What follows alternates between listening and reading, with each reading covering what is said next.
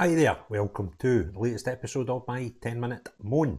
The topic of this 10-minute moan is John Swinney, who today, through his general election campaigning, has made some honest truths which totally contradict Stephen Flynn, who said something a bit bizarre about the expected result from the election, how many seats the SNP would get. We'll also have a look at, he's finally opened his mouth about how this de facto referendum that was promised by the two previous leaders, he eventually opened his mouth about that, and then he's lost the plot a wee bit as well. So his day in the general election campaign, covered here by BBC. SNP faces tough challenge in election, says Swinney, which is amazing. Scotland's First Minister has admitted the SNP faces a tough challenge in the upcoming general election. John Swinney said he wants the SNP, which won 48 seats in the last election, to hold on to its current status as the third largest party in Westminster. Now, that's a bit mental, because he's already sort of admitting that that is obviously a challenge, if that's his aim, that, hold on to third place. So that tells you where Honest John thinks they're going. And he said his party, again winning a majority of seats in Scotland, would see him attempt to open up the process of independence. There's 59 seats in Westminster for Scottish MPs, so that would mean 30 or more. Look at 48 just now. Mr Swinney succeeded Humza Yousaf as SNP leader and the First Minister less than a month ago. Recent opinion polls have suggested his party is facing a tough fight with Labour on the 4th of July, if it is to continue to be Scotland's biggest party at Westminster. Mr Yousaf resigned after ending a power-sharing deal with the Scottish Greens, which means the SNP now runs a minority government in the Scottish Parliament. The party also had to deal with ongoing police investigations into its finances. Last week, this resulted in a report being sent to the Scotland's Prosecution Service in relation to former SNP Chief Executive Peter Morrell, the husband of former leader Nicola Sturgeon, who was charged with embezzling party funds. Scottish Labour Deputy Jackie Baillie said earlier this week that voters were telling her party at the doorsteps that they were fed up with the broken status quo after 17 years of SNP and 14 years of Tories. I tend to agree with Jackie Baillie. That seems to be what I'm getting fed back on social media, not just from unionists, by the way. I'm getting every day and every week more and more people who are nationalists and would just, have a different opinion to me on the future of Scotland, which I respect, but they're becoming more and more concerned. They've had enough. So I tend to agree with Jackie Baillie. The sort of general feeling in the UK is we've had enough of Tory, and certainly the general feeling in Scotland is we've had enough of SNP, and that ain't just unionists. The Scottish Conservatives are hopeful of holding on to their existing seats north of the border and believe they can win some more, and are urging voters to show the SNP the red card. Scottish Lib Dem leader Alex Cole-Hamilton says his party's MPs will hold the feet of the next government to the fire, whoever ends up in Downing Street. Meanwhile, Mr Swinney denied he is feeling the heat from Labour, despite taking over leadership after a difficult period for his party. He said, "That is why I'm here. I'm here because the SNP faced tough challenges and faces that. But we're working around the country to try and overcome that and giving it all of my energy to make sure the SNP successful in this election." Doesn't make sense. However, I think it'll need more than you working hard, Mr Swinney. It would take a massive change in the polling results for you to get anywhere near your target of 30 seats. The choice facing the electorate on 4th of July has been framed as a straight battle for number 10 between Rishi Sunak and Sir Keir Starmer. But Mr Swinney denied the easiest way to get rid of the Tories was to vote Labour. He said, "We've got 6 Tory MPs in Scotland, and the SNP are challengers in every single one of those constituents. So we're second place in each constituency. So if we want to numerically get rid of the Tories in Scotland, people should vote SNP, and that will get rid of the Tories in those constituencies." Right, so here's the thing. If you want rid of the SNP, make sure they don't get these 6 Tory constituencies and go out and tactically vote. That would help. Mr Swinney said he believed it was important for the SNP to continue to be the third largest party in the United Kingdom, and criticised the decision to exclude the party from some UK-wide TV leadership debates. He said, "I think it's ridiculous that the broadcasters are tolerating a situation that they're not having the leader of the third party on their broadcast debates." Well, who is the leader of the third party? That's because right now it's SNP or third. But I've seen earlier on the video I've done that the SNP themselves were suggesting they're scared of Stephen Flynn, who's not the leader of the SNP. So there seems to be a contradiction going on in the SNP and who actually is the leader. Now, it's obviously John Swinney, because he was unopposed at the recent leadership election. However, when a party itself on their own website describes Stephen Flynn as the leader, not the leader of Westminster or anything like that, just the leader, I kind of think, oh aye, what is going on? So I think there's a wee bit of infighting going on and a wee bit of power struggle going on, I'm honest with you. And Stephen Flynn, I really hope you lose your seat up in Aberdeen, because what you're going to do now, I know what you'll do, you'll try and get into Holyrood, because you think you're the gaffer. Anyway, let's see if he's going on anything else about other than the TV. Here we go.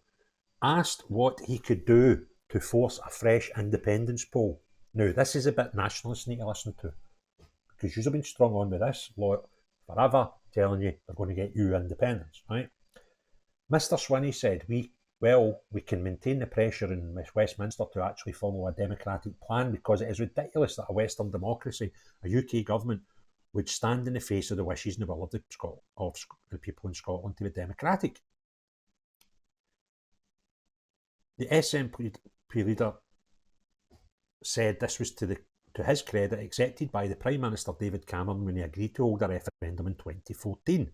I think that was accepted across the entire spectrum, so that a simple principle that the people of the country have the right to self-determination should be respected. And the best way to affect this is by voting SNP in this election.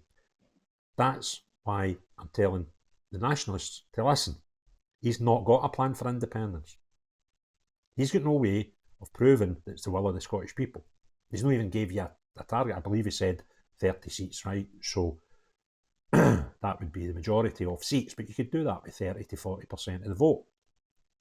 Now, if you were Westminster and the SNP did win 30 seats, which I don't think they've got a hope in hell chance doing, right? Let's just be crazy for a minute and say they get 30 seats. So they're going to turn up to Westminster and say, "Hi, Westminster, we demand a referendum because it's the democratic will of the Scottish people." And they'll say, "You get 37% of the vote, or you get 32, whatever it is." How is that possibly the democratic will of the Scottish people? This is a fantasy story, and it will not work. So Nationalists need to wake up and realise that they don't have a plan. They don't know how to achieve independence. They are stringing you along, and have done since probably 2014. They've got no plan. They don't know what to do. Well, they just huff and puff and blow the house down. The best chance they ever had was the year that they got almost 50% of the vote, and they still failed to secure a referendum. So how are they going to get one when they've got no chance of replicating that ever again? Because they'll be bankrupt before they have a second chance, right? So, but he's keep telling you the best way to affect that is voting SNP in the election. On the domestic front, Mr. Swinney was challenged about statistics. This is great, you need to listen to this. That show a greater percentage of patients in Scotland are waiting up to 2 years for treatment compared to England. Well, we're making progress on sorting that out, and those long waits are coming down. Are they? Aye. So we have to improve that performance, but accept it's not good enough. The SNP leader said other indicators demonstrated that accident emergency performance in Scotland was better than it has been for 9 years. But when it was put to him that the waits were a big thing for those on the lists, he said, "I accept the health service performance is not where it needs to be." Here we go. Now, bear in mind we're comparing this to the rest of the United Kingdom, right? A lot of that is the aftermath of COVID and the impact that's had in the system. But there's also the impact of austerity. So this is a bit that I just go, stop it, right? Does that mean the rest of the United Kingdom that I've got less people waiting 2 years to get procedures done? Did they not get affected by either COVID or austerity? because we are actually comparing apples with apples here. They had the same problems to deal with, and we are performing worse. That's why I made my call today for any incoming government to commit to end austerity. Mr. Swinney said the next government must invest in the health service, and warned Labour's decision to sign up for the spending arrangements and the Tories would be disastrous. Mr. Swinney, maybe not realised yet, but I'm quite sure you will when you come to a budget. Health's a devolved power. You can do whatever you want with that money, right? But the problem you've got is you do mental things like, well, although free prescriptions are available across the whole United Kingdom to people that need them or need the help paying for them, you've decided to give it free to everybody. That helped destroy the NHS in Scotland. And the sooner you wake up to that and admit and put your hands up and say, look, we got it wrong here, it's costing us too many hundreds of millions of pounds a year, we're going to need to scrap it and start paying those, charging those who can pay £9. Our health service budget gets better immediately. But you'll not do that because you like bribing votes and you like to make things a bit tartan just to be different. So that is the biggest single thing you could do to help the NHS in Scotland. People told you this when you made the decision. Okay? It was very clear for the accountants within the NHS that this was going to cripple the NHS. You've done it. Now you want to blame austerity and COVID. Stop talking nonsense. Clever people seen right through you at the start, and others followed suit thereafter. And day by day, the penny will drop that this free prescriptions that we've always had, but you extended them to everybody, is ruining the NHS in Scotland. Can you imagine what you could do with the money that you decided the NHS was not to get by doing away with a small prescription charge for those who could afford it? These are crackers. These are absolute crackers. So there we go. Mr. Swinney's day. We now know that he's targeting 30 seats, and then that will somehow just magic his referendum and independence. So if you're a nationalist, please pay attention. You know that there is no way that that's going to happen. The penny's dropping every day with nationalists. SNP are not your friends, right? They're just greedy power mongers. So stop voting for them, get them parked, and in the next Holyrood election as on top of Westminster, and bankrupt them and get them right out of our lives because they're rotten. The penny's dropping every day by more and more people. So if you enjoyed the video, give me a thumbs up. If you've not already done so, please consider subscribing, but most importantly of all, unless you're John Swinney, the SNP, or the ever-reducing cult that follow them. Everybody else, have a great day. Cheery bye now.